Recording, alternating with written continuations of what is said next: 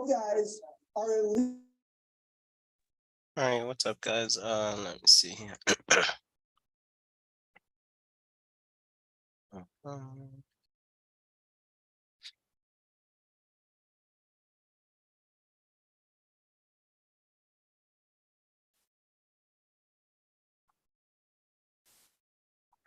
okay, let's see here.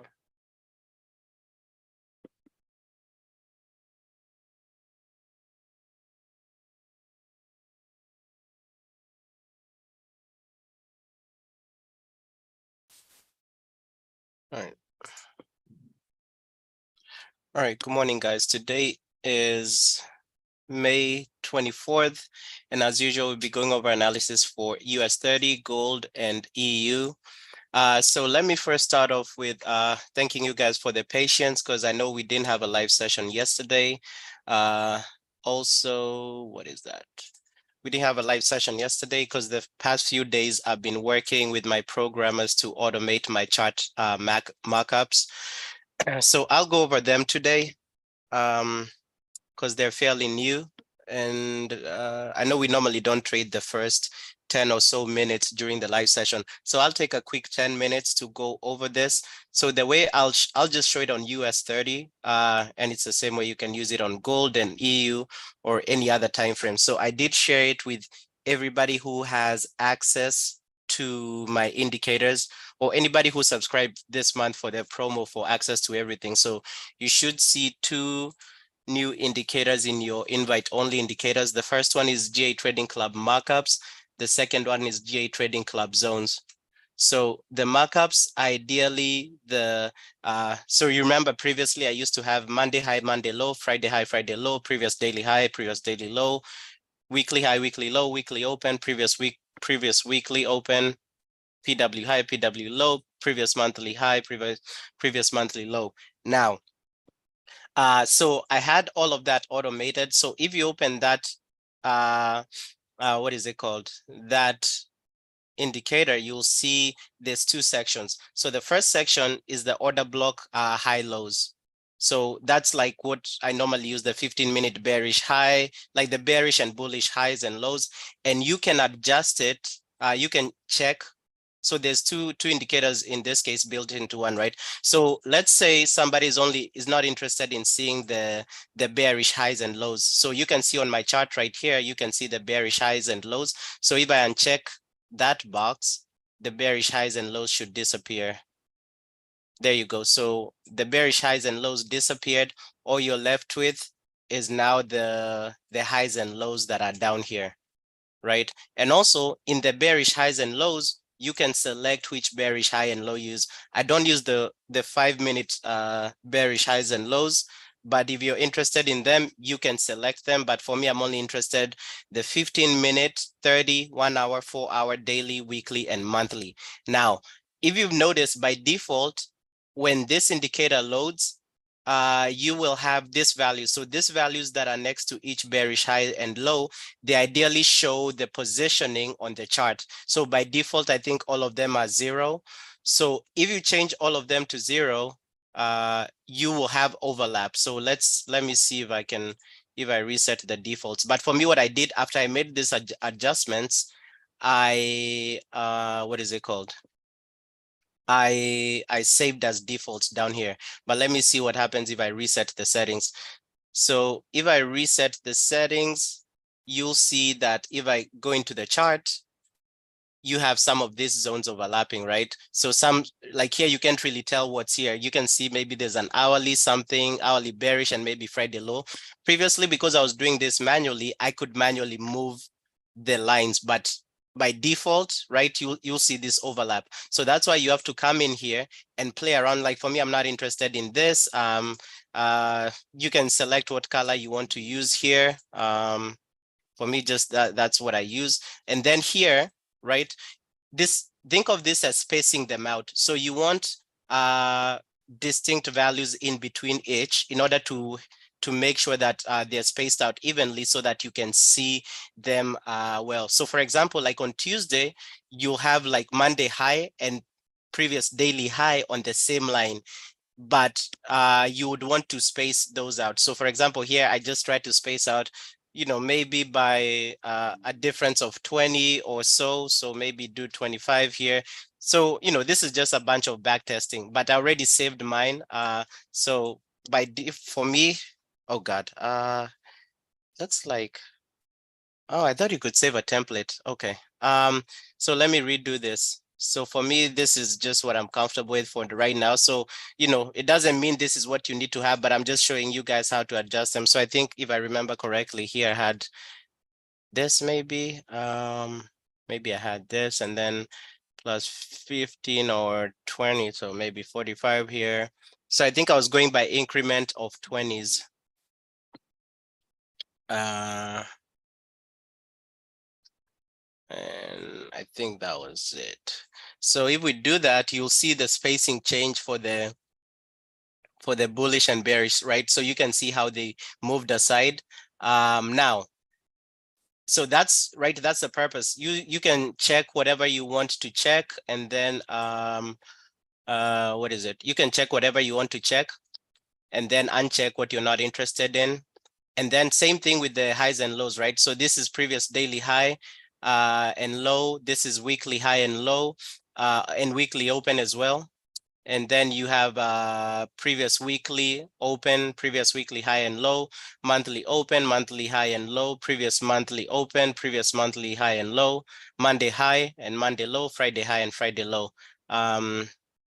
So let me see if I reset.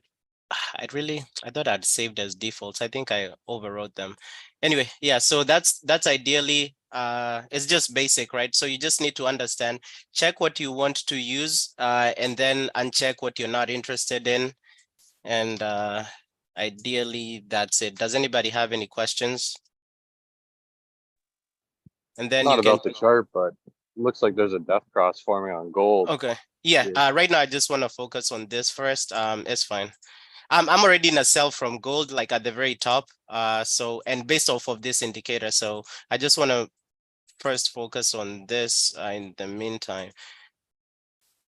And then here, so same thing with this highs and lows, right? So you want to space them out. So this values on the side are ideally to be spaced out. So you want to space out values that might overlap. So for example, previous daily high and low might overlap with like a Monday high or Monday low, or Friday high and Friday low. Because for example, as I said on Tuesday, PD high and PD low will overlap with Monday high and Monday low.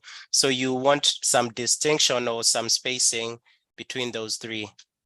So that's how you would play around with those. Save as default, because that's what for me, these are just my preferences, but you can change them to match what you want. So the default should be sufficient. So that's the first one. Now the zones one is the way you plot the supply and demand zones as I would mark them up. So same thing, right? It's pretty basic. You have bullish order blocks or bullish and bearish zones where sellers or buyers are. And then of course you have the color coding. Now here where it comes to overlapping, you want to play around with values that are -2 to +2, other than the zone 4. So zone 4, the least you can do is 0.1. So anything less than 0 on these three, the first three zones, will bring the supply and demand zones closer together. Now, anything above 0 will take supply and demand zones further apart. Now, ideally, if you leave everything at 0, that's the default. And if I do this, you'll see on the chart, these zones will change. There you go. So you can see how the zones are changing. So you want to play around. So zero is definitely the default. For me, I'm using -2 because I want these zones to be closer together and overlapping with each other.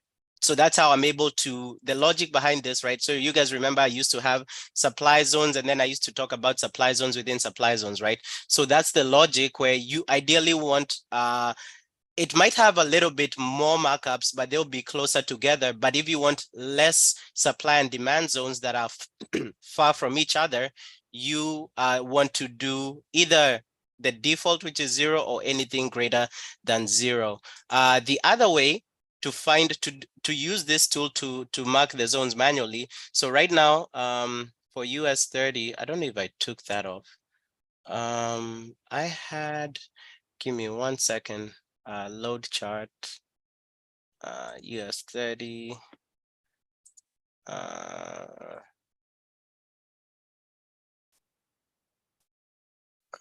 Yeah, 1 second. Load layout and link, because I think in this one I had saved. Okay, perfect. Yeah, this is what I'm looking for. So this is the one I'd saved before.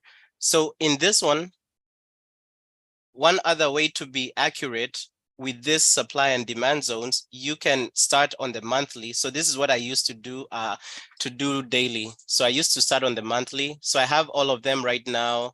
I think they are at, that's fine. So if you start at 0, you can start on the monthly, and then what you're looking for, because I really don't like how they're showing up on the 5-minute time frame. Remember, I could have only done so much to perfect this strategy. So you can start on the monthly time frame and start marking up. You see, like this zones right here. So for me, this here would be a demand zone within a demand zone. So you would look for areas that price is overlapping at. So if you want to backtest and see what setting, whether it's -2, whether it's -1, that works for you, start on this on the monthly time frame and go down to the 15-minute or 5 and look for these zones and mark them up. Now, once you do that, like you can see right now, if I hide them, there's some zone, because I've done this manually in the morning just to show you guys. So if I go on the 5-minute time frame right here and I reset the chart and I hide the markups that are done, so you can see the markups that are done are disappearing. So any value that I'm changing here, because this zones, the ones that I'm hiding, I drew them manually. So any overlaps that I'm changing here, I want the overlaps to bring me as close to what I manually marked up here, right? So you can see with the manual markup, this zone is still a relevant zone down here. There's some manual markups down here, manual markups up here. So you can manually mark up a chart you're interested in first if you want to backtest whether -1 works for you or +1 works for you. So start from the monthly, find those areas where all these zones overlap and manually box them in, and then come in, go into your settings. You can do a change for each one of them, ideally to get you close enough to what you had manually marked up. So for me, I realized -2 ideally works with what I have or what I need to have. So that's the basics behind that. What else? Yeah, overlap. Yeah.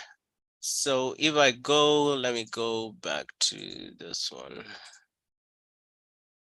So I'm not really interested in having these zones on my chart right now. I can tell because I already have -2. So I will only be interested in looking at them when I'm entering a trade. But for right now, I really do not need them. I can even hide the ones I drew so that the chart can have a little less clutter. Now, gold, I did enter a sell on gold right here before market open. And this was the sell that I entered around here. And again, so right now, again, I'm not looking to enter any trade. I'm ideally looking to educate you guys on this for right now. So this sell on gold, another thing, right, how I love this indicator was built. Remember, we always talked about how this bearish and bullish zones were always rejecting to the pip. So you can see up here, let me turn off that zones for now. So you can see up here, price rejected from a 4-hour bearish high, also a 15-minute bearish high. So this is also the importance of changing the spacing behind down here, this, adjusting these numbers to the right of the bearish and the high lows, or the bullish and bearish zones, or the high lows, because right here, if you didn't adjust the number between 15-minute bearish and 4-hour bearish high, they would all be together and overlapping. So you can see here, when I saw this, I saw price rejected from a 4-hour bearish high, 15-minute bearish high, exactly to the pip. So same thing, when we're trading these zones manually, we used to mark them up, divide the zone into two. So for example, I could have divided this and, marked this as a bearish zone. But for right now, we really don't have to keep doing that because we have the zones markup right here. So when I also turned this indicator on, I saw price was at a, supply. There was nothing but sellers all the way in here. And you can see in here, right, automatically, you can see there was a supply zone within a supply zone here and another supply zone within a supply zone down here and somewhere around here, right? Because you're looking for the areas that overlap. So when I saw that, for me, I can automatically see them. So it's easy for me to mark them up. So when I saw that, I waited. I didn't get filled in here. I saw the Friday high here. Price closed below the Friday high. And then I waited for the 4-hour bearish low. The 4-hour bearish low is what was going to give me confirmation. I wanted to see a perfect retest of the 4-hour bearish low and rejection. So when price got here to the 4-hour bearish low, I waited for this candle to close below. So that's my confirmation. The next candle to retest and close below. So at that point, I entered my gold sell right here on this candle. Went into a little bit of drawdown, just like what, half a pip or something. And for this one, I'm actually trying to ride it for 100 pips. So you can see, oh, wait, I think it did hit TP for me. Give me 1 second. Oh, it just missed me by a little bit, but I will secure this. And this brings me up like what, 0.5 or close to 0.75 for the day. So I'll just close the whole position right now. Give me 1 second. Yeah, so I just closed my gold trade right now. But yeah, so this zones, I told you guys, I don't see any reason why nobody should have any issues, because if you're not interested in using the zones, just turn that off and turn it on when you're entering a position to see, okay, if I'm looking for a buy. So for example, here I was looking for a sell. What I wanted to see, these supply zones within supply zones in here. I wanted to see heavy sellers. I can see another supply zone within a supply zone up here around 1992, 1991. So how I am using all these indicators is as a confluence. Also, I know some of you were fans of like the premium and discount zones that were mostly available like in the SMC indicator. So I also built in the premium and discount zones into the into this the zones indicator as well. So if you turn on the zones indicator, you'll see sometimes you have zones that tell you premium and discount depending on the chart you're using. So yeah, I know some of you are fans of that, so I had to include that. So the last thing I want to talk about on this before we start looking about trades is, okay, perfect. So in the zones part, you might get a study error because this indicator includes like thousands and thousands of lines of code. So like right here, if I change, I think it's this two, either zone 2 or zone 1, you can't go beyond 1, beyond the value of 1. So I know I said you can go between -2 and +2, but if you went to 1 here and went to 1 here, you realize that you'll probably get a study error right here. Let's see. Okay, so you didn't get a study error. Give me 1 second. Let's try this to 1. All 3 for 1. I know I'd gotten a study error at some point. Okay, let's see if it goes to 2, because it also goes depending on bars. But if at any point you get a study error while playing around with any of these values, okay, so right now, because it goes like the last 1500 or 2000 bars. So if at any point while using the zones indicator, you get a study error, just reduce the overlap percentage that you want. So right now you can see how when everything is 2, you barely have any supply and demand zones, right? So the reason for that is because they've gone so far apart that you can't even see them because there's no overlap between all three. So that's why I'm saying the sweet spot is maybe 0 to -2. So for me, I've found that -2 works for me. That's not the holy grail. It's just what works based off of how I built this. But since this was delivered yesterday, I still need to do a bunch of back testing. But I did back testing this morning for like 3 hours. So I just found that the negative part works. So I have a question about the Uh-huh. indicator. The shaded area is either like where it's shaded in red, that's a Uh-huh. supply or demand area. It depends on how you change the colors right here, right? So Okay. yeah. So ideally for me, supply zones are red or bearish zones. So And if there's a supply zone, then if it's reaching a supply zone, then you want to sell no, theoretically, or you no, want to you want to buy. use this as a confluence, right? So the same thing I said on gold. So for this gold trade, what did I do? So for me, I mentioned this supply and demand zones, and they're also based off of where order blocks are overlapping. So that's why you have an overlap. So for me, how I use them to tell me there's. So for me, right here for this trade that I gave an example of, I saw a rejection of price. So for me, I'll always have, at the very least, I'm not going to be having the supply and demand zones by default on my chart. They're just too much color, and I'm trying to get my charts less cluttered. But for me, on this gold trade, I saw gold rejecting from a 4-hour bearish high. So I waited for the 4-hour bearish low. 4-hour bearish high is ideally a huge time frame.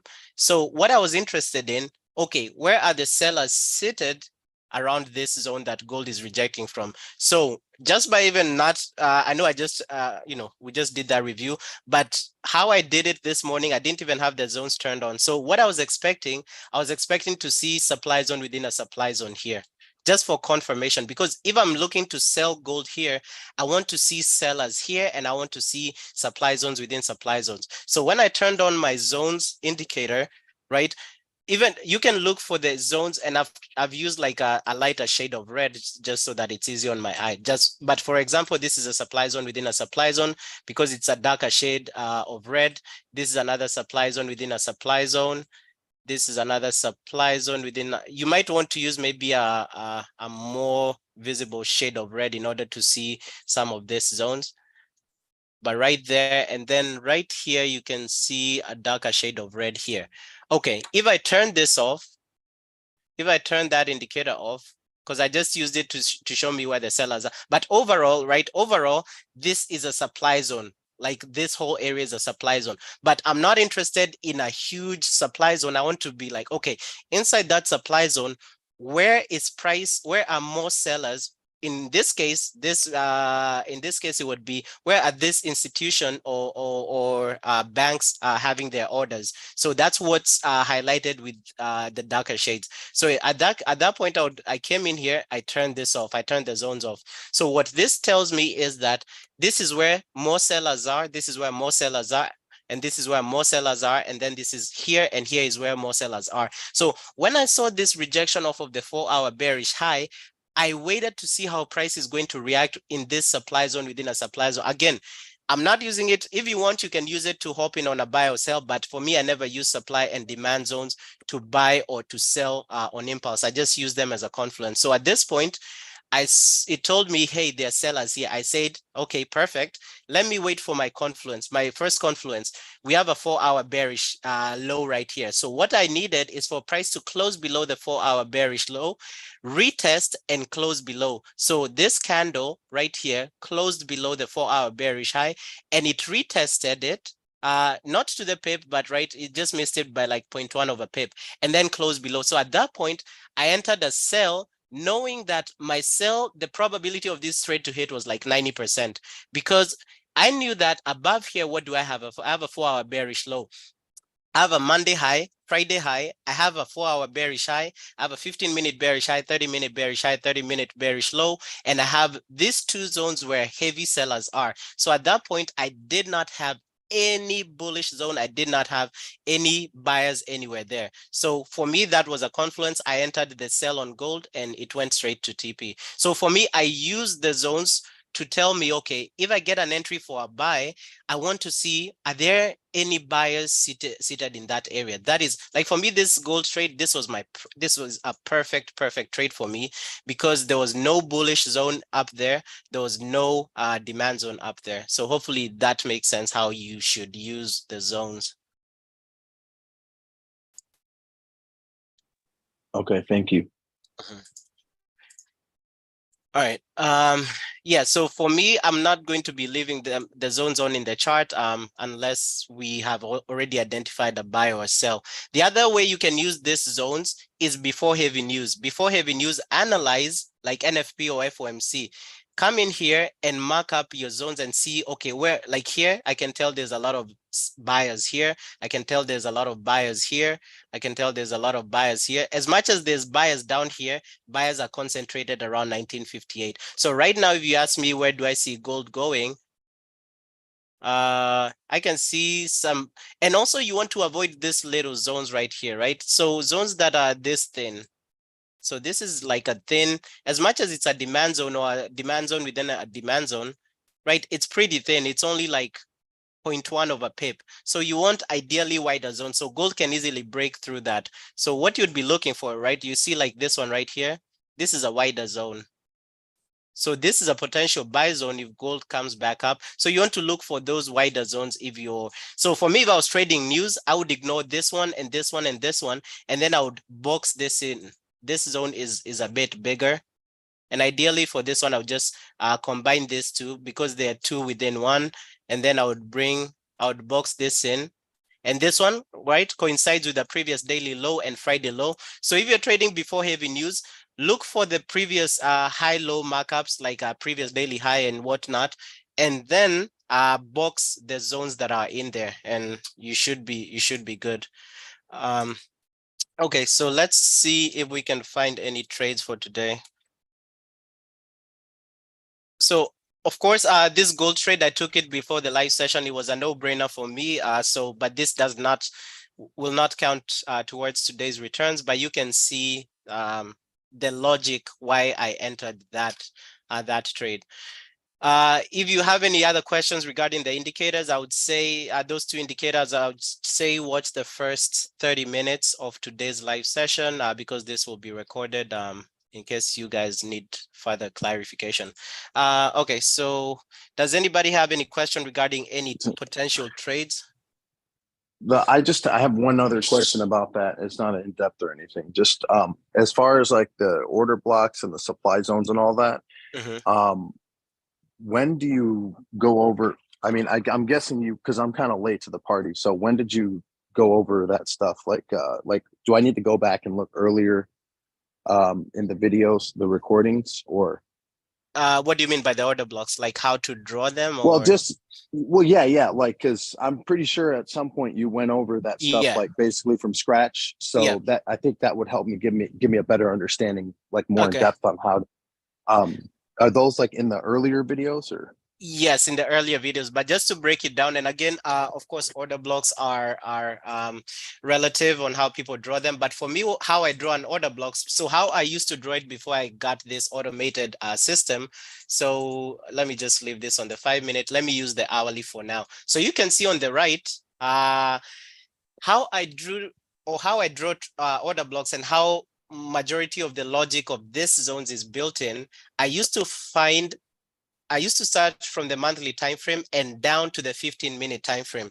And then I used to find a trend. So for example, here, if price is in a downtrend, I would look for the last bullish candle before the downtrend continued. So I can see, so this is the hourly time frame. So if this was an hourly time frame for me, I can see this horizontal ray. So this is definitely a downtrend. Now, this, I know I've changed the color of my candles, but this is the last green candle right here. So for me, this would be what is this? This would be an hourly bearish high. And then this would be an hourly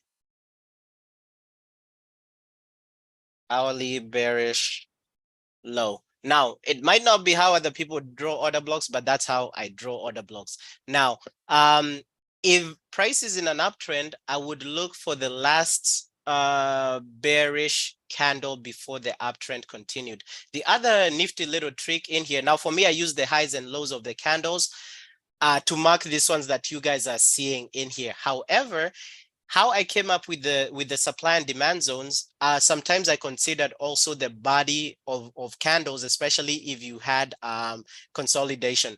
But another nifty little trick in here, you can see that you can change whether to use the wick of a candle to calculate these order blocks, or this supply and demand zones, or the close of a candle. So if you want, you can play around by using wick or close in there.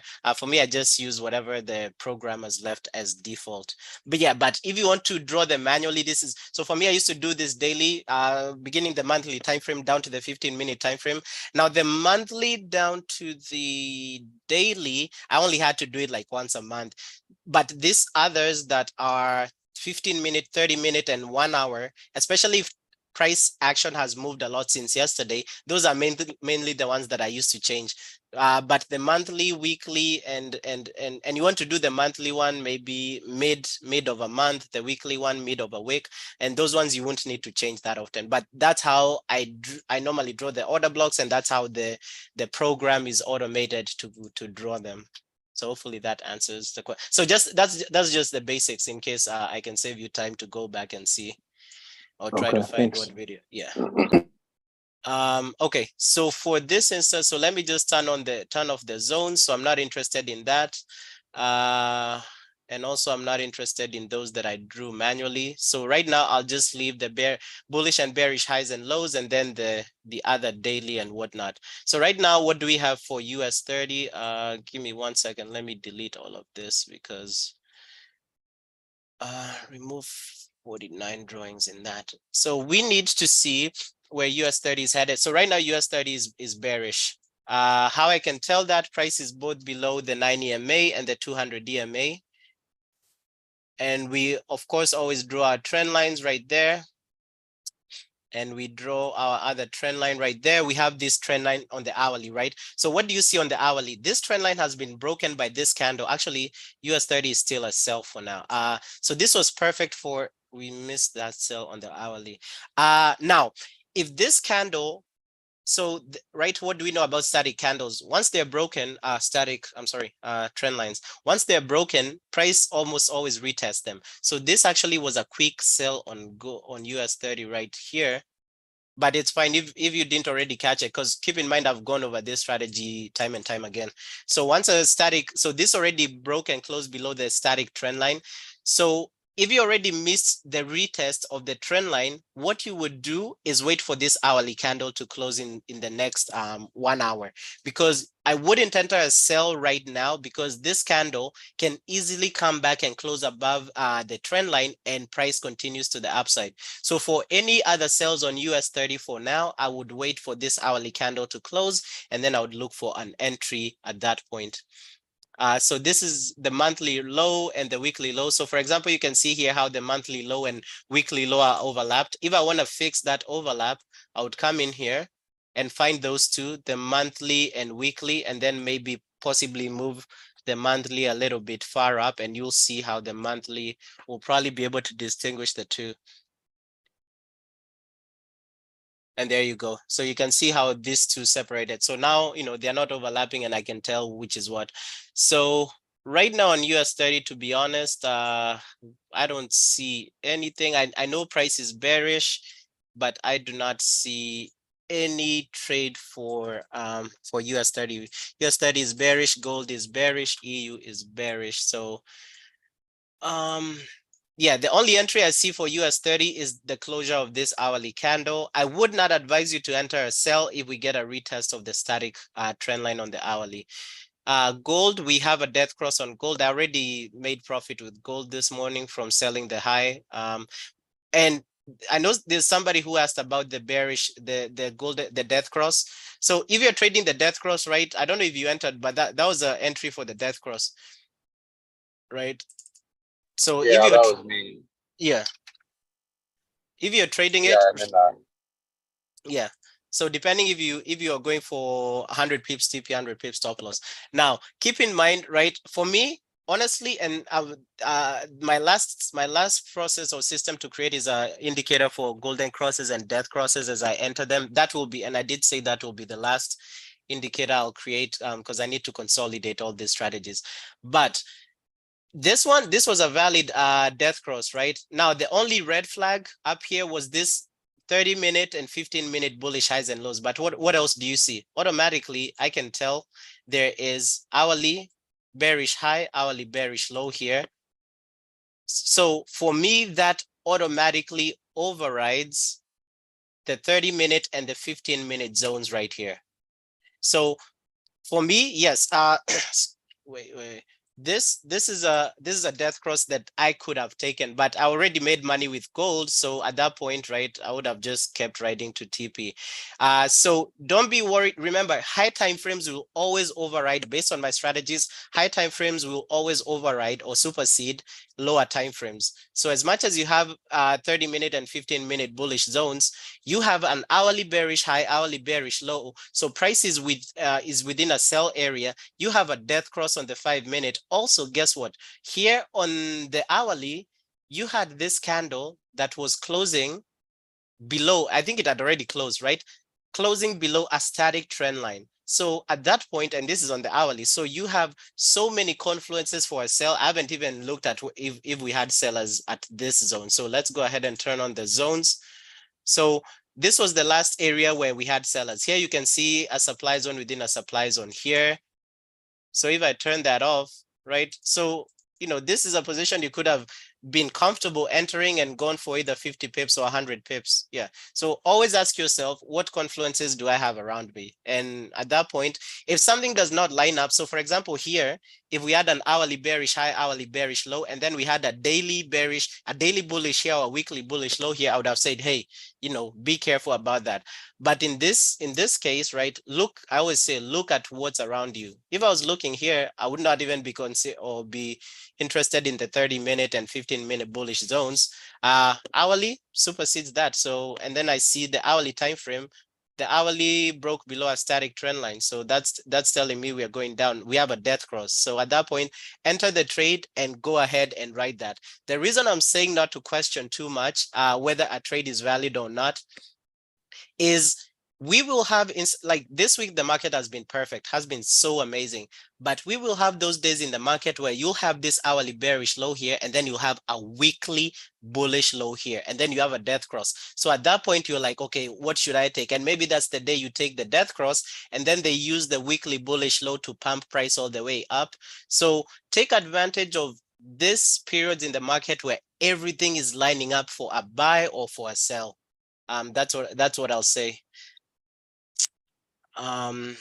Yeah, so gold, I really don't see anything. I already made money with gold, so I'm not interested in anything else for gold. Now, gold also is a sell if this current hourly candle closes below. So we might get a retest. So keep in mind, the static trend line on the hourly has not been retested just yet. So we might either get a retest of an let me turn on those zones. So you can see we have buyers here. So price is rejecting from this demand zone within a demand zone. So they might bring price up right here. So if you look at this tool, what they can do, they can bring price up here on the hourly, retest the 9 EMA, and then have the candle closing below this trend line. And at that point, they bring gold further down. So that's what I do see them doing, because for me, I know when a static trend line is broken, we normally almost always get a retest of it. So for me right now, I really don't see any entry for gold. I already made money with it, so I'm not going to question it too much. So here, what do we have? We have a death cross on EU on the 5-minute. We had a golden cross not too long ago, 1405. about 2 hours ago. So, I don't like seeing golden crosses and death crosses that close to each other, but right, that's just one minor red flag. So I also look at what else is around me. Hourly bullish low, hourly bullish high. We are in supply zones.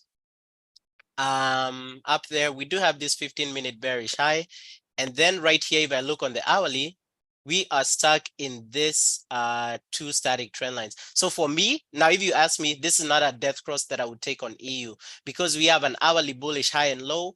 We have the prices around demand zones, and also price right here at the bottom is around demand zones. So you can see the difference why this golden cross, this death cross on gold was more valid than this death cross currently on EU. So EU can still keep pushing down, but if it keeps pushing down, I'm not going to feel bad that I missed to trade the death cross. But for me, this death cross right here is a major red flag on EU. And you can see prices rejecting from an hourly bullish low.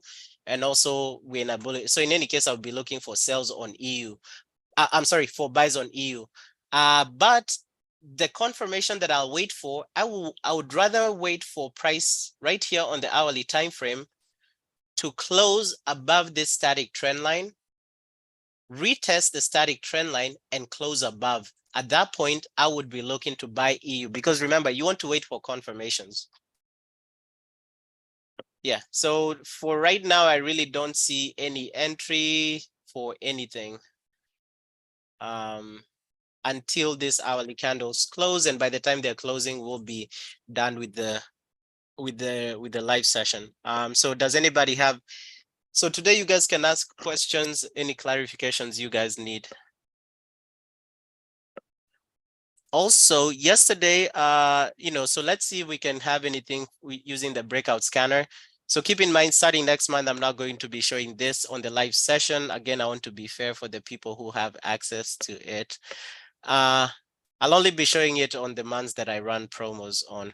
So this morning, there was a perfect breakout. As much as I missed it, I was awake at like 3 a.m. But then I went back and got trapped by watching TV and stuff. But there was a nice breakout buy on USD CAD. So on USD CAD, this buy right here, I felt so bad when I missed it, but I saw this trade. So this buy right here, by the time I saw it, the candle was coming back to the downside. And then I said, I'll go ahead and look in 15 minutes. But by the time I checked, price was somewhere around here. So remember, when trading the breakouts, you really want to catch the first, the candle close where you have the signal. So you really don't want to chase a buy, like if the buy showed up 30 minutes ago or 1 hour ago. So you might be catching the top. So right here, this was a perfect no drawdown trade. And this one, I said I normally go for double what I do. So I would have gone for 40 pips TP or 40 pips stop loss. But the key here is to have your stop loss below the point where if a candle does break, where would the next sell come in? So if a sell was to come in, it would be below this zone to the bottom, where if a candle closed below here would get a sell signal. So in this case, right, you can play with a risk to reward. Instead of having a 1:1 like I like doing, here you could have, this could have easily been 1:2 risk to reward or something, right? So yeah, this breakout scanner, honestly, if you're going to focus on anything, on any item that I give you guys, focus on the breakout scanner. It gives you a ton of entries in any single day. But I did say, as usual, be wary of the signals, either signals or entries that come up between 3 p.m. Eastern Standard Time and maybe 9 or 10 p.m. Eastern Standard Time, because you're more than likely going to be manipulated or faked out. But other than that, feel free to enter trades or signals that come up 10 p.m. Eastern Standard Time to about 2 p.m. Eastern Standard Time the next day. Yeah, but this is a trade that I missed today, but it is what it is. There'll always be another trade. In any case, right now, I can start looking for a reversal on USD CAD, right? So if you've missed a trade, so for example, if you come in here and I know, like I was looking for this buy on USD CAD and I see this breakout to the upside, guess what? I'll just come in here and then I will come in here and change this for USD CAD and try and see if I can find a reversal. Now, for me, the price action is not good for a reversal because I really want to see a nice continuous trend to the upside. I really don't want to see this back and forth between trend lines, but it's something I can put on my watch list that, hey, look out for USD CAD reversal, and maybe I can look in like 4 hours or something. But yeah, so even right now for the reversals on the 15-minute, I'm sorry, the breakout on the 15-minute, we don't trade. I think this is a what is it called? Exotic pair. So, but we have a gold sell on the 15-minute. So let's see, gold on the 15-minute.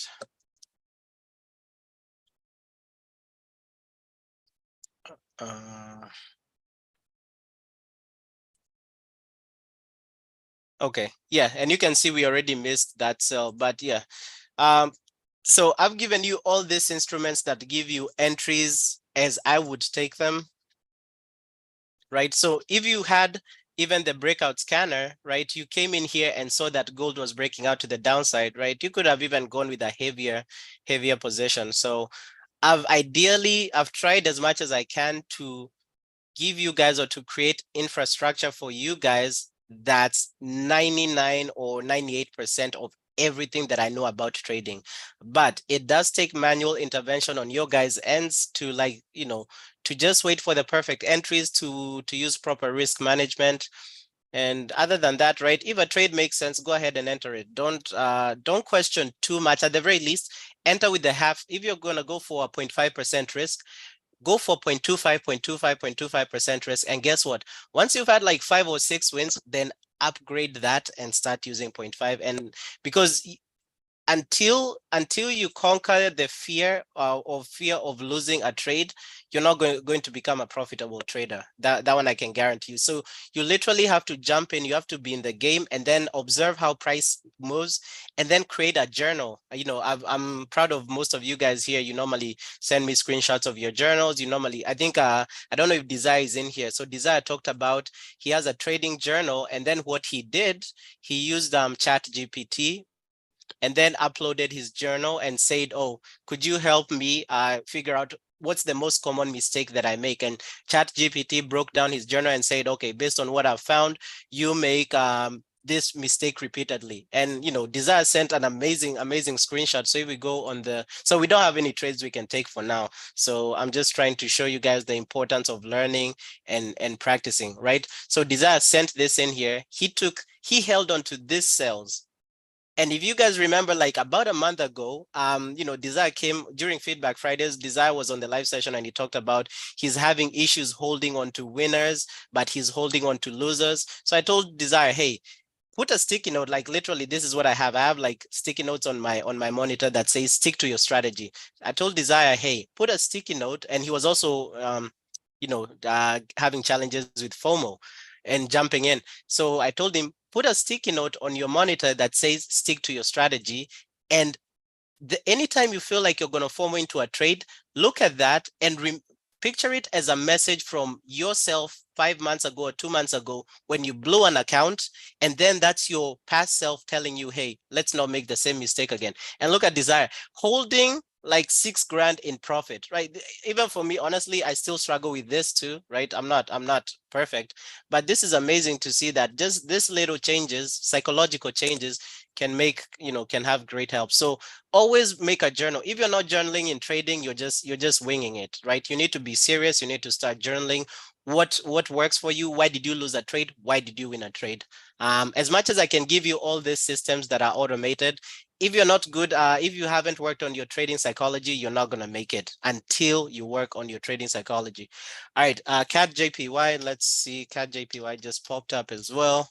So for me, I wouldn't chase this sell on gold on the breakout because I already missed it. So there's nothing to chase here.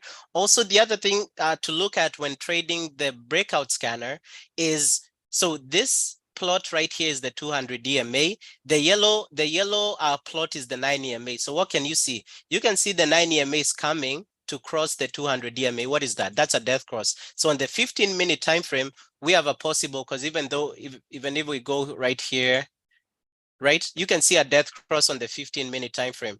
So also, while using the breakout scanner, look out for death crosses and golden crosses. More times than not, or a good amount of times you'll find you're getting a buy when a golden cross is coming, and that should ideally push price in your direction. Sometimes you'll get a sell and a death cross is coming. So I wish we had seen this because I would have entered. So that's another nifty little trick that I've noticed. So look out for, and if you go into settings, you can change what you're seeing in here. So the blue line in the middle is what the breakout signal is based off of. The yellow plot is the 9 EMA. This blue plot right here is the I forget what this is. I think it's a fast. I need to ask my programmer. I think this one is a fast moving 9 EMA, if I'm not wrong. And then this plot down here, which is right here, is the 200 EMA. So be on the lookout for golden crosses and death crosses too while trading the breakout scanner. So let's see what's going on with CAD JPY. Also, for me, the breakout scanner, I want to be trading pairs that are very liquid. So pairs that move, have volatilities, because you've noticed some of these other slower pairs, CAD JPY, NZD, CHF, they move so slow. So we have a possible sell on CAD JPY. So what I would like to see here is structure. So I'll zoom out. Okay, so this is looking promising for CAD JPY. Because you can see we have a structure right here that may need to be completed. So if I mark this up, path structure right here, we have this M pattern, and then structure to be completed at around 99,700 area. So we are getting this cell like on the upper percentile of this structure. So this to me is actually a good sell for CAD JPY for a swing trade.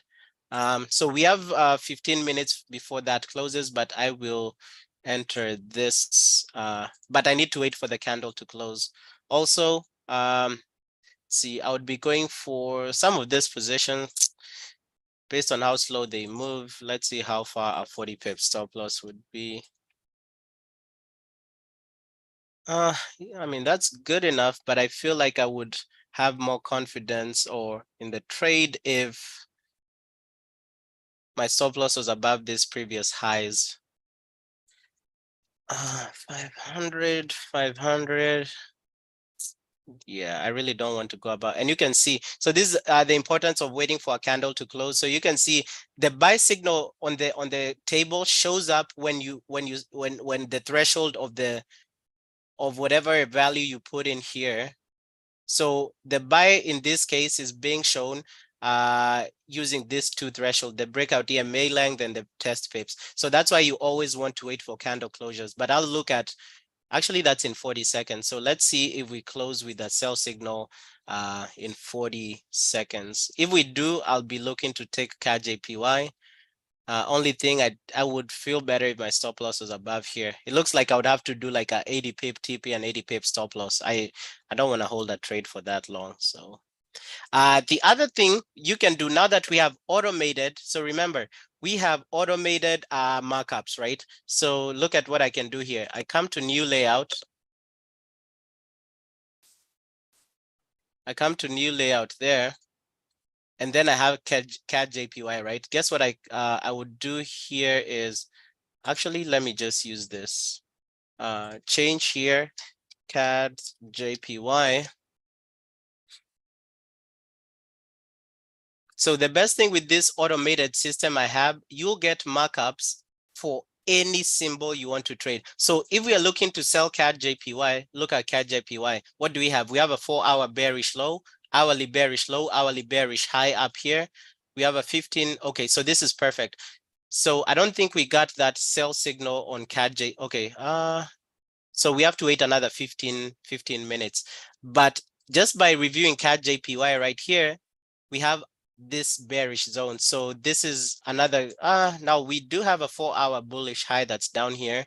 So that technically, no, we have a 4-hour bullish high, we have a 4-hour bearish low. So these two, in my opinion, they cross out. Then I need to look at any other zone we have around there. So we have an hourly bearish high, hourly bearish low. So because this 4-hour bearish and bullish zones ideally cancel out, what we are left with, the next higher time frame or the next major time frame around there is the hourly bearish high. So yes, this is still a sell that I would be looking to take. And you can see why I really want my stop loss to be above the previous highs, because you can see we have a 4-hour bearish high there. But anyway, we have to wait for another 15 minutes. If that sell signal remains, I will be taking a sell on CAD JPY. So all these instruments that I've given you guys, you can use them interchangeably, right? So if you're unsure, remember that we have like what? I think we have like at this point 5 indicators or so. So yeah, just use them accordingly. Yeah. Any questions from anyone? Still no trades for. I don't see us having any official trades for today. Price has already gone so heavily down. Yeah, what's up? Yeah, so no, 6 months like the beginning. And I get it. I'll just get it next month at the beginning, like the subscription, because like what's it called? I think it's better then, because you said what was it? You said that's when the normal price will come in, right? Will it be all 5? Did you say all 5? Yeah. So yeah, so if you have, so I'll go for example here, and so right now the only subscription link you have is the promo, which is $50 for the remainder of this month and gives you access to everything. But so you guys will have subscription services, and I'll delete the charts access because I've automated this, so you guys will have access to this. So how it will be, the indicators, so you have indicators access, so charts access. So this two new indicators for the supply and demand zones and the bullish and high lows or whatever, I'm not going to combine them. As much as they're indicators, I'm not going to put them in the indicators. The reason for that, if I were to put them in the indicators, I would have to revise this price to the upside. Now, also, when I was formulating everything, charts access was by itself. So technically, all I did was automate the charts access thing. So for charts access, it will just strictly be those 2 indicators and any other indicator I ever develop for the chart markups. But I don't think, because I want to stick with what I started, I don't really want to change and say, okay, hey, I added this. So that's why I really don't want to combine this two. Okay, so the markups and the zones indicators will be the charts access. Indicators access will be the high, low, and trend indicator that we have, the reversal indicator, the breakout scanner, and the semaphore. I'm going to take off the semaphore because it isn't based off of any strategies we go over, and I don't think there's anybody who even uses it. So indicators access, you'll get the high, low plus trend, so which is what we use here to mark up the high lows and also to mark up a trend. And you can use that one as well to, if you want to create alerts or buy, or because it definitely has buy and sell entries as well. And then so there'll be that one, and then there'll be the breakout scanner will be included in the indicators, and the reversal will be included in the indicators. So that will be the difference. It looks like I don't have a package for indicators and charts access, so I'm going to create that one as well. It will ideally be the same thing as indicators plus signals access. But indicators, any of this subscriptions, you will get access. So for example, if in the next year or so, and you know me, I've come up with 2 indicators in the span of a week. So let's say in the next year or so, I've come up with 50 indicators or 10 indicators. You will, that's not going to change. I'm not going to say, okay, this package, you only get this first 3 indicators. And then no. You'll get access to every indicator I will ever create in my life. Oh, yeah. So all the time. So yeah, all the time. All right. Yeah. That's really good. Yeah, and for the first people, and keep in mind, right now I'm about to start promoting the group and marketing, so that's my focus in the next 2 or 3 months. But for the first 50 or so people who have like a continuous subscription for at least 6 months, so they will always pay whatever this price is. And keep in mind, so I did say I do see this group growing to at least 1,000 people by this time next month. Next year. So I am so sure at some point I will raise the price of this, because if you look at the value you're getting, and this will also, it will weed out the people who are just winging it, and because what I really want you guys to do is put in the time. Like I've literally put in maybe 80 hours or above in total, coming up with all this system. So the least you guys can do is also put time to study this. So I do see in future, like especially this indicators access, I do see it being at least $200. But anyway, so for the first 50 or so people who have like at least 6, even though we ever get like 1 million people and I start charging 500 a month, you will always pay the $100 ever. So hopefully that makes sense. Really yeah. So what is it? So there's 5 indicators in total right now. You've already made, right? You created 5. Is it 5? Yes, it should be 6, but I'm not counting the semaphore. I'm actually going to take it down. Yeah, but 5 based off of all the strategies that I've developed. For 5 indicators, and then you said the EA you're testing. So yeah, the EA. That is like So that's so that will be separate, of course. Yeah, that would be a separate. Yeah, that would be a separate. And I think maybe it will probably take like I just started journaling the results of the EA yesterday, so it will probably take like another 5 months or so. Because like if I show you guys, I think there was this metrics, right? So this is the demo account that I showed you guys that the EA is running. So right now you can see, right, every day, right, it's profitable. However, so right now my drawdown is a bit high. My drawdown is a bit, so it's made 2%, close to 3%, but right now it's made, right now I'm looking at it, it's about 2,800. So let's see, 2,800. However, the drawdown right now is about 2,200. I have my equity protection at 3%.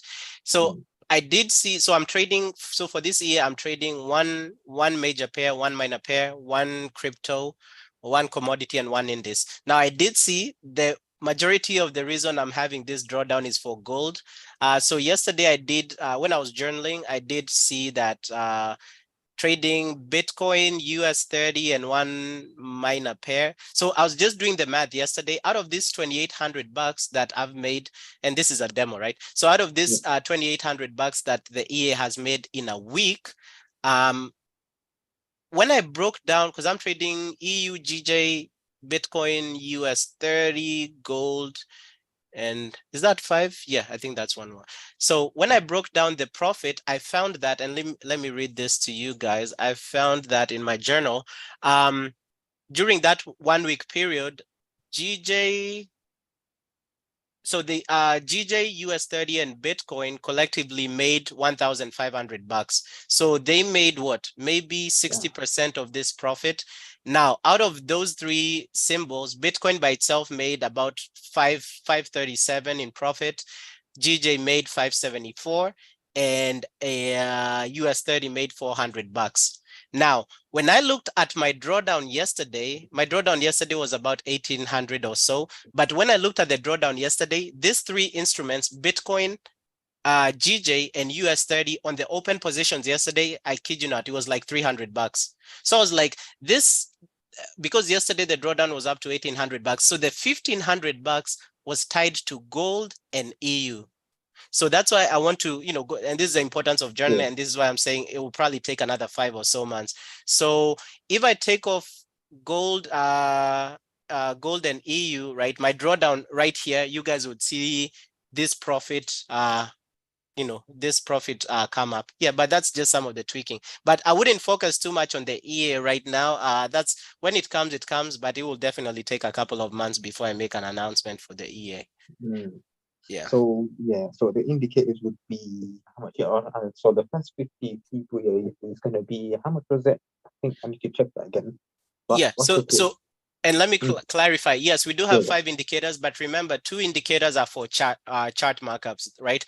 The zones, and so I'm not counting that as this. So in the indicators for now, what will be available here is the breakout scanner, the reversal indicator, and the high-low plus trend. I feel like I'm missing one, but yeah. So that's what will be available here. 3 here, and then 2 here. 3 there. Because you're probably thinking about the one you ain't make yet for the So the golden cross and death cross, it will be in here. So the one that's being currently made. So remember the zones, as much as the zones and the high, low, and bearish markup one, as much as those 2 are indicators, remember they're just based off of automating a process I did manually, because previously this is what I used to have, right? I used to have charts access here, and every day, and I can show this right now because I'm going to delete all these charts. I used to send people, right? Livy is in here. I used to send them a link to my charts, right? And then they would open that chart, and then they would have access to everything that I used to have. So you guys remember how I used to have everything manual and all of that. So if I open this, you'll see, right? This is what they had access to, right? Because all this PD low, they were mobile. So all I did was automate this whole thing.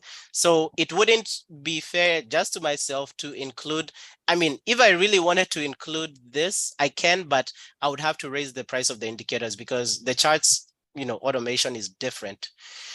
Yeah, but going forward, since I want to keep them separate, charts access will be access to those two indicators that mark up your charts automatically. And then for right now, the indicators access is the breakout scanner, the what is it? The breakout scanner, the reversal indicator, and the high-low plus trend. And then I'm working on a death cross and golden cross indicator for you guys.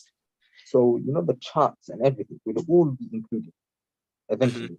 Or so like all 5, is it? What was it? Yeah, charts and yeah, so this charts and what's the other one? You said as a higher. Oh, yeah, indicators access, yeah. Yeah, so this indicators and this charts together, you're gonna combine it, right? Eventually. Yes, so yeah, I'll have a package for, it will ideally be like indicators plus signals. So if I had to combine both of them, you can see it will be like 200 a month, right? But instead of that, I'll just make it like about 150 a month. So same thing as indicators. That's only for the people that you said, remember how you come that have subscribed first, isn't it? No. So you can still combine them, but the first 50, right? So there's already people who paid this month, and because I had an issue with my previous vendor, I had to refund their money. So technically, I'm counting them as much as I had to give them back the money. I'm counting them as, oh, they did pay for this month. So whether you're doing it through promo, everybody who has paid for this month, this is your first month. For you to lock in this price, right, for good, it will have to be, right, what is this? That was I'm terrible at math, man. April, no, this is May. So May, June, July, August, September, May, June, July, August, September, October, right? Yeah. Now, if you want to start with June, right, that will be your month one. So for you to lock in whatever price is shown here, your first month to ever subscribe will be month one. So for the people that I refunded the money to, just to be fair to them, their month one was this month. Yeah. So it starts here from the month you subscribe. Yeah.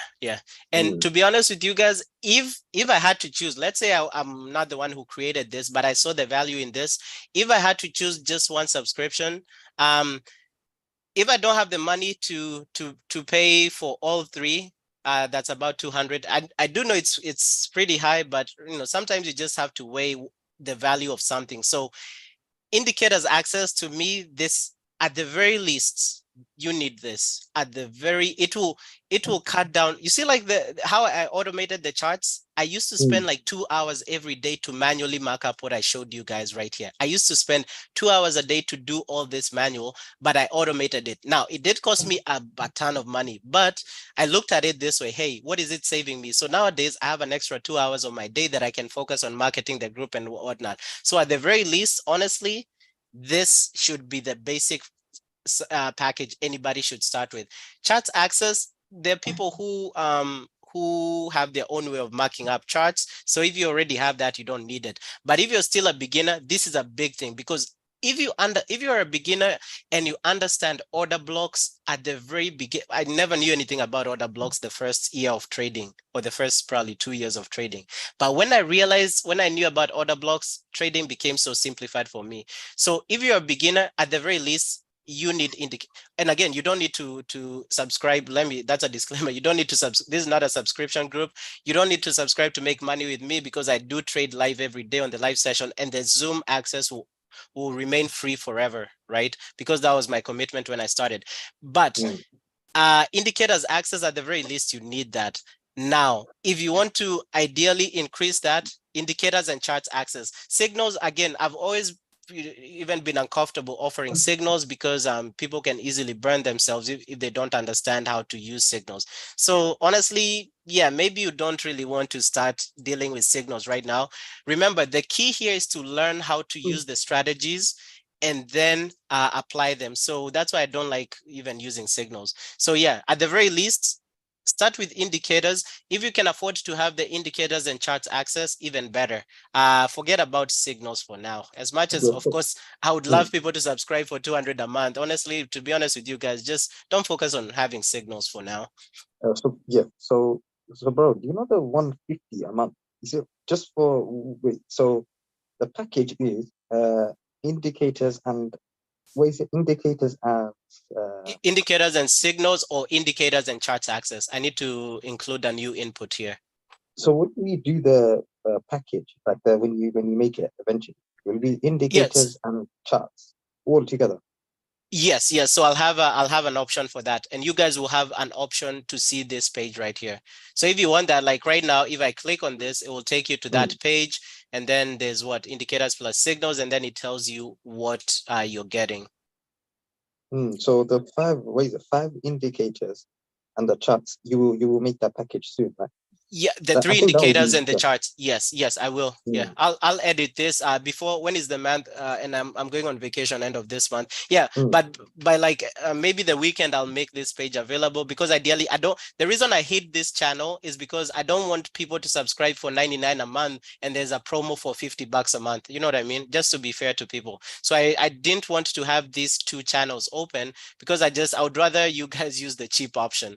So whenever I'll ever be having a promo, I'll be turning off the other channel so that somebody does not say, oh, I see you had a promo for everything, indicators, signals, and charts for $50 a month, but I already paid you $200. You know what I mean? So I don't want to deal with that. So anytime that I'll be doing a promo, I'll be hiding the channel that includes the regular subscription prices. So the regular subscription prices from next month will be, is it 150? No, the list one is 99. So 150 will be if you want indicators and signals, or if you want indicators and charts.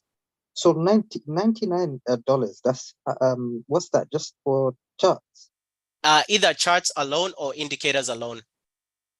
Okay, and the one is it one, and the other one is 150 for indicators and and signals, and indicators and charts. That's not included here, right? I'll edit that in. I mean, that's the better option, to be honest. Yes, right? Yes.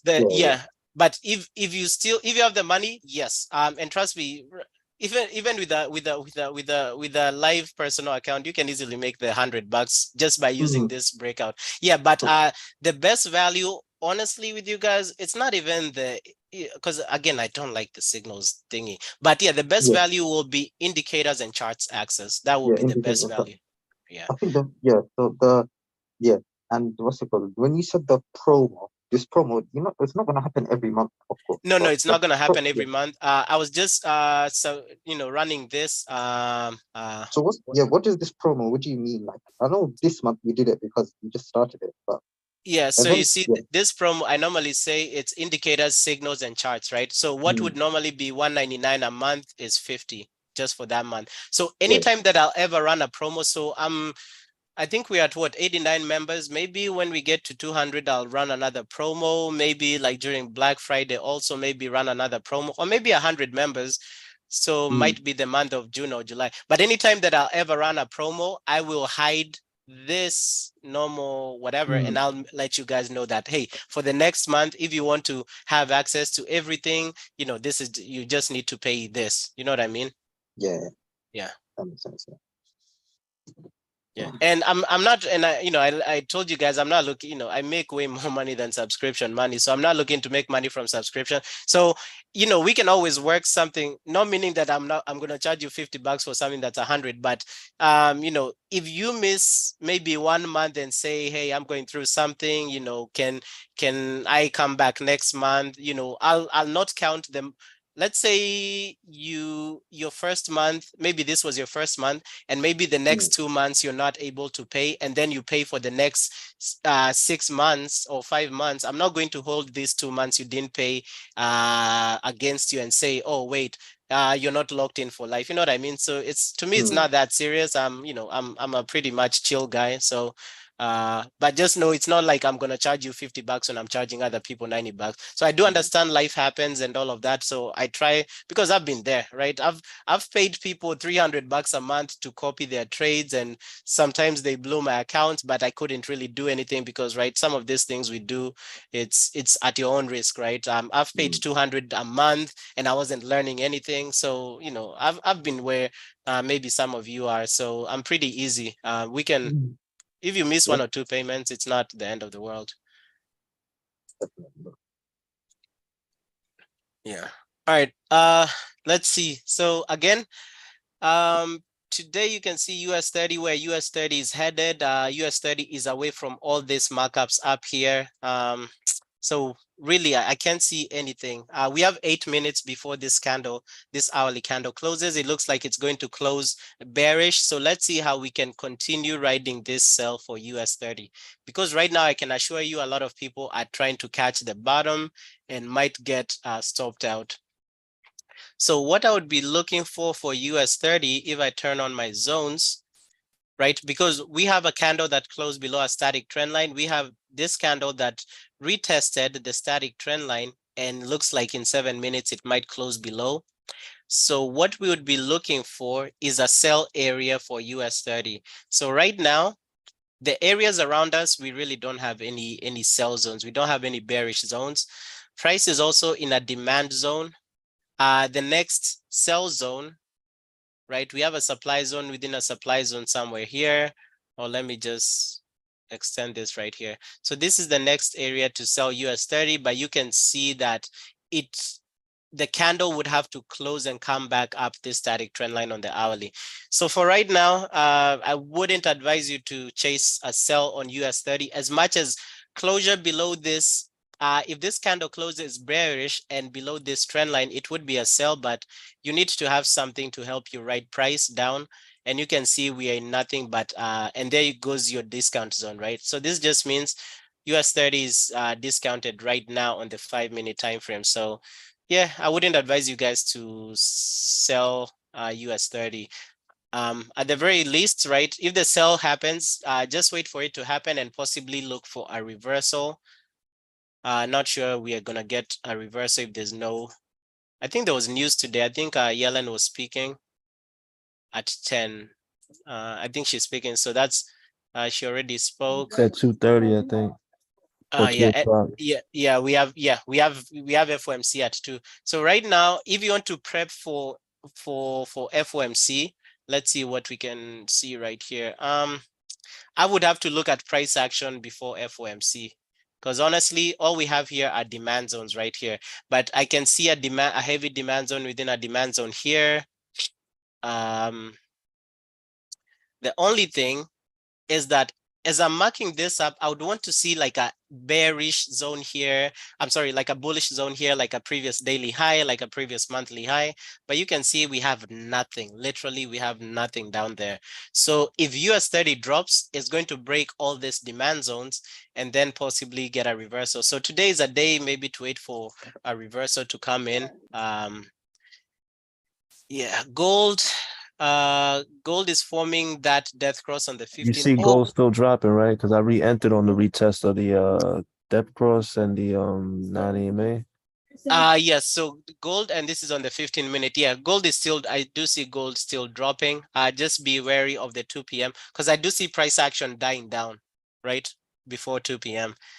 So gold, I do see gold still dropping down. Now for gold, what I would be wary of, or what I would be looking for during FOMC, we have the weekly low here, previous daily low, Friday low, monthly low, and previous weekly low.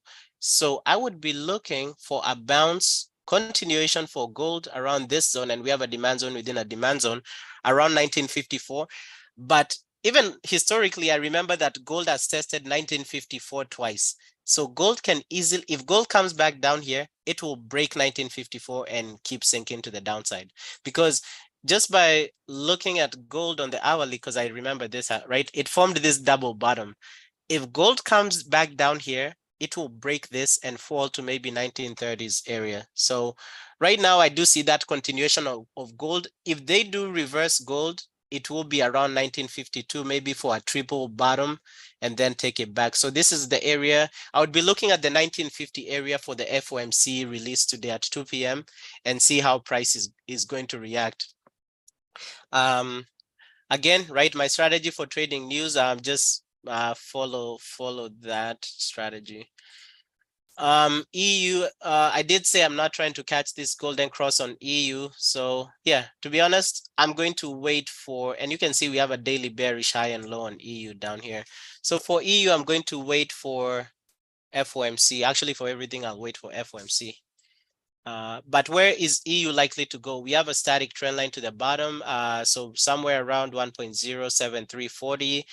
What's around there? 1.0, right? Look at that. I didn't even look at the chart to my left because I'm looking at where can price retest this static trend line, right?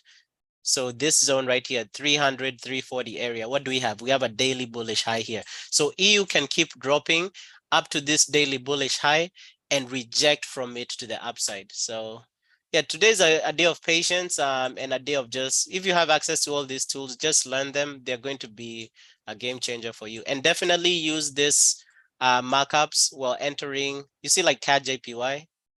So we have like 2 minutes. So this CAD JPY is a trade that I'll take with a small lot. I really don't like this minor pairs. They move so slowly. Also, we do have news at 2 p.m. So I'm not going to take it on all of my accounts. So let's see, CAD JPY.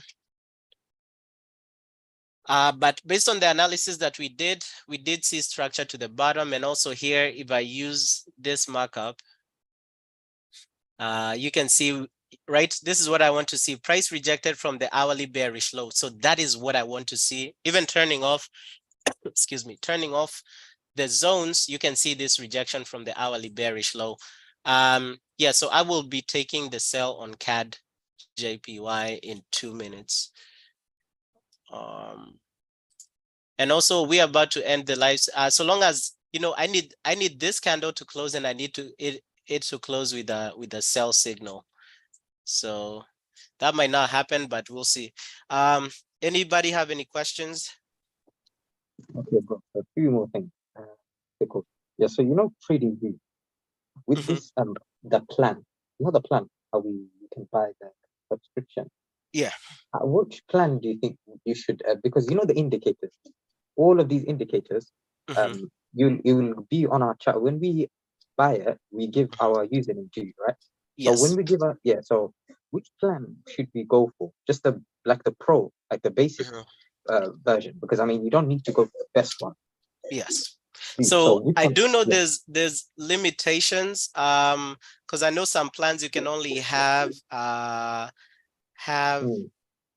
like 5 indicators in one chart or whatnot. So let's see. So I have I have 5 indicators, right? So let's see, 5 indicators per chart. So at the very, so for me, I have, of course, the huge one. Yeah, at the very least, use the pro one. And that's another thing, right? When it comes to some of these things, like just pay the money that allows you, because honestly, like I used to have the free trading view, but I had to keep deleting indicators, and you know, when I need to use the other one. Trust me, you know, if you want to become a profitable trader, that means you're gonna make money at some point. So just spend the money right now, and then at the end, money will always, you know, if you're paying for a good thing, money will always come back. So yeah, I would say we have 5 indicators. So yeah, get the pro one. Don't use the free one. Yeah, of course. What was the thing? Which plan would you say was the best one, or not the best one, but you know pro, is it pro or pro plus? So I had pro plus before I had premium. I had pro plus. I've never had the difference between pro plus. Yeah, I had pro plus before I upgraded to premium. You should be good with, if you're a beginner, you should be good with pro. But for me, when I started, I had pro plus. I forget what I was doing.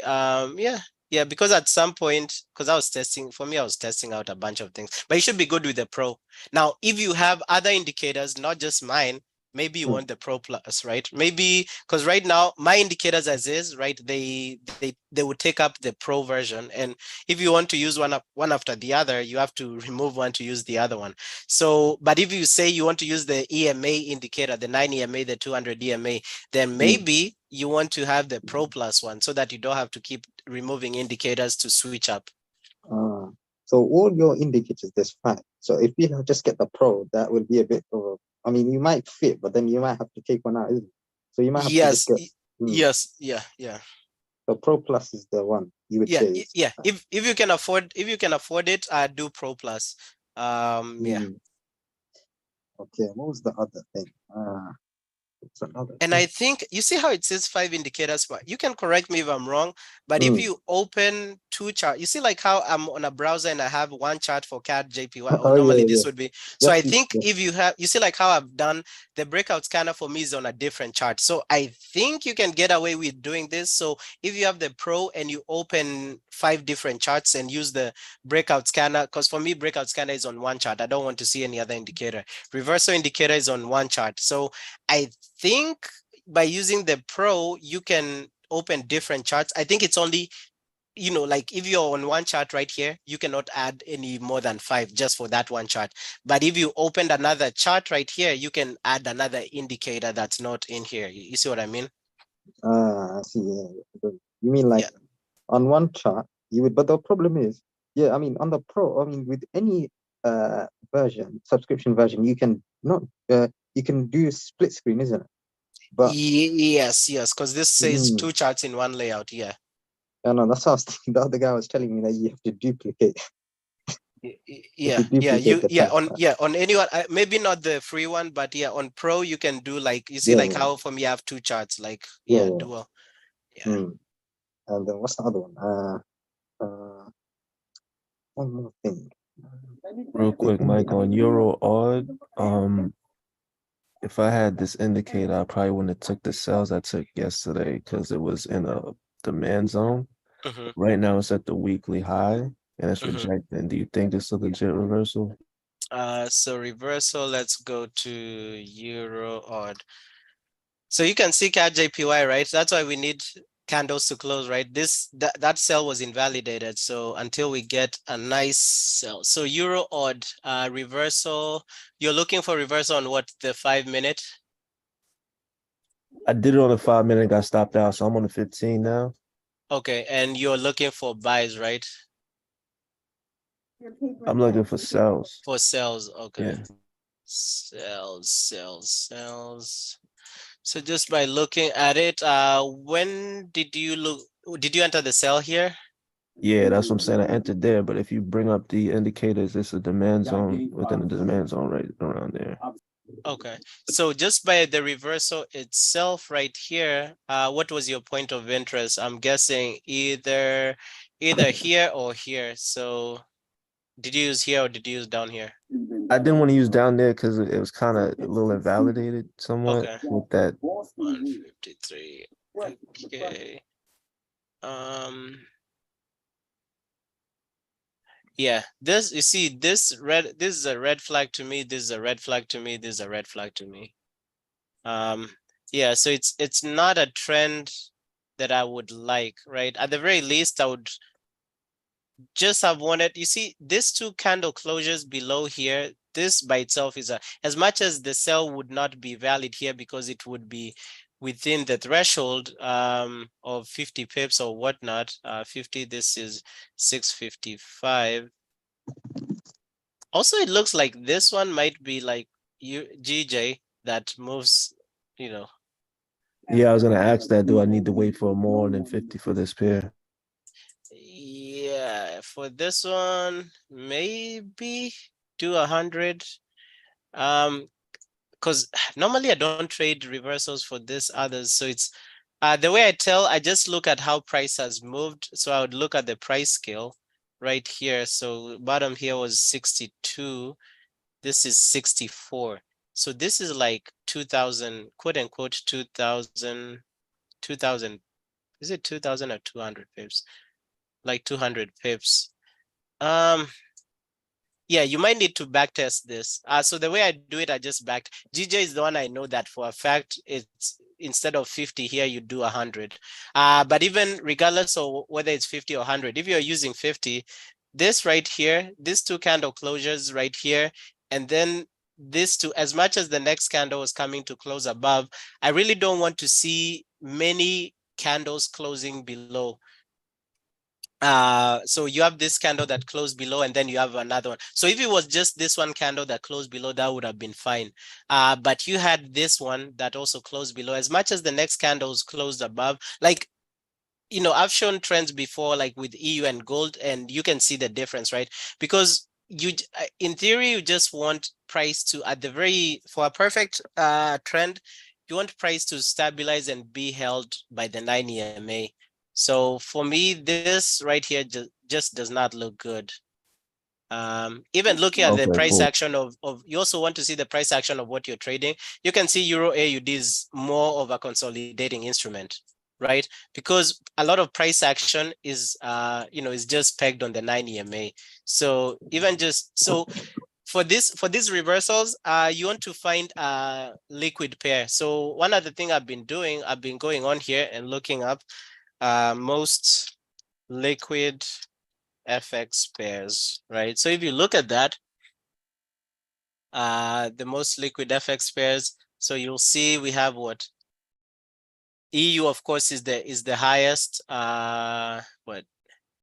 Where is that chart? You have EU, USD, JPY, GU. So these are the pairs you want to look for reversals on, because what this means, these are the most traded instruments, and price is either likely to go straight to TP or straight into stop. That's what you want. You want to get in a trade, and it, you know, if your confluences are right, it should go straight into TP within the day. So, or you can look up so this is most liquid FX pairs or most volatile FX pairs. So you want a pair that has some quick price action. So you have what? This one's right. Odd JPY is actually a nice pair to trade, especially if you're catching a reversal or catching a trend. Yeah. So check out these pairs and just back test them and just put them on a watch list for like reversals and all, because they're more than likely going to go straight into TP. So that will help you avoid pairs like NZD, CHF, and pairs that just move weird. All right, cool. Yeah. All right. Any last questions? So I'm still looking for this cell here. It looks like I have to wait for another 6 minutes, but this is a cell I'm looking for. Any last questions from anyone? Bro, so with this, one last thing, with the indicators, when we get them, can we like, would you be able to, like, of course you already explain how you did it or how you do it, but can we like tell you like every now and then what settings, and of course you showed it. Yeah. Like right now I'm doing one-on-ones with people who, like yesterday I had a one-on-one with somebody. So if you guys want, you know, we can do one-on-ones if you need to understand that. But you know, I know I've been saying that I'm going to create videos, so I'll create videos because it's gonna save me time, right? Because if I had a video for each indicator, I'll just send you a link instead of me doing one-on-ones with 10 different people, and I could have just created one video. But if by then, if you're looking to get it next month, by then hopefully I should have recorded the videos. If not, we'll just do a one-on-one with you and I'll go over everything. Yeah, so let's just say you do record a video eventually. You just make one video and you just give it to all of us. All of us. Yeah, so I'll make a video for each indicator, right? So I'll make a video for the breakout scanner, for the reversal strategy, for the zones, the markups, the everything, right? And then I'll just give you a link. Or if you just do the live, how you said it. I mean, it's up to you. Yeah, but either way, you guys will have resources, whether it's directly through me or videos I've recorded on how to use each indicator and when to use it. Yeah, that's right. Yep. Any other question? No. Thank you, bro. All right, perfect. Other than that, I will see you guys tomorrow. So today, of course, we didn't have any trades. The trade setups came before the market opened. So that's another importance of having all these instruments, because you could have easily caught the gold sell and rode price down all this way. But, it's a learning, we'll always have these entries. Now, not as perfect as the gold entry, but right, you'll have some of these entries and you have all these tools. So just learn how these instruments work and you'll be good. That's all you need. But other than that, I will see you guys tomorrow. Be careful trading FOMC later on today. All right, bye.